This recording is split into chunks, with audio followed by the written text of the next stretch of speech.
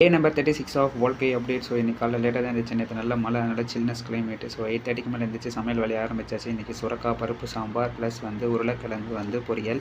ரொம்ப தண்ணி வச்சுட்டேன் மக்களே, அதனால் குக்கர் ரொம்ப தண்ணியை வெளியே கக்கி விட்டுது. அதுக்கப்புறம் நல்லா தொடச்சி க்ளீன் பண்ணணும்.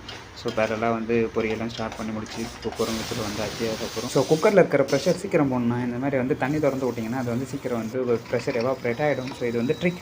சுரக்காய் பருப்பு நல்லா வெந்துருச்சு. அடுப்பு பார்த்தா அடுப்பு ரொம்ப கேவலமாக இருக்குது. ஸோ தாளிச்சிட்டு தொடச்சிக்கலாம். குழம்பு தாளிச்சாச்சு. தாளிச்சு முடிச்சோடனே துடைக்கிற வேலையை ஆரம்பிச்சு அடுப்பு சுத்தமாக க்ளீன் பண்ணியாச்சு. எப்படி நீட்டாக சிக்கன் மினுக்குதா.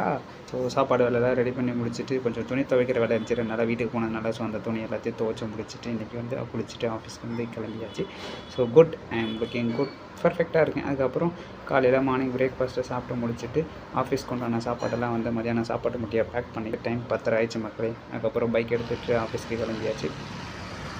இன்றைக்கி ஆஃபீஸ்க்கு போயிட்டு 10:40 கிட்ட லாகின் பண்ணிவிட்டு இன்றைக்கி ஆஃபீஸ் ஒர்க் முடிச்சுட்டு மதியானம் லஞ்சு சாப்பிட்டு இன்றைக்கி ப்ராப்பராக வேலையெல்லாம் முடிச்சுட்டு ஈவினிங் கிளம்பியாச்சு. ஸோ ஈவினிங் வந்த உடனே ஒரு வாக்கிங். ஸோ வாக்கிங்கை முடிச்சுட்டு இன்றைக்கி ரூமுக்கு 2 நாளாக வீடியோலாம் எடிட் பண்ண முடியல, டைம் கிடைக்கல. அதனால் இன்றைக்கி எல்லா வீடியோவும் எடிட் பண்ணி முடிச்சு இன்றைக்கி நல்லா தூங்க போகிற மக்களே. Tata bye, good night, see you.